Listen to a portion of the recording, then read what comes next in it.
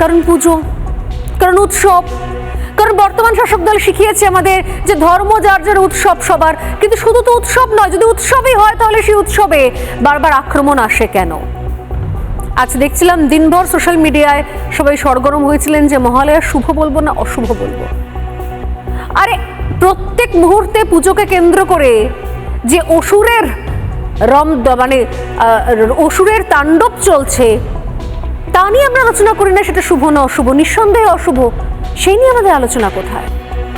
যারা প্রতিবেশী দেশ থেকে দেশে এসে বসে রয়েছে পশ্চিমবঙ্গে থাকছেন, খাচ্ছেন, পশ্চিমবঙ্গের ট্যাক্সের টাকায় তাদের বিনোদন চলছে, সেই সমস্ত শিল্পীরা তারা আজ পর্যন্ত একটা শব্দ খরচ করেন না। তাদের দেশে প্রতি বছর পুজো বাধাপ্রাপ্ত হচ্ছে। আপনারা জানেন এবছরও একের পর এক সংখ্যা ক্রমশ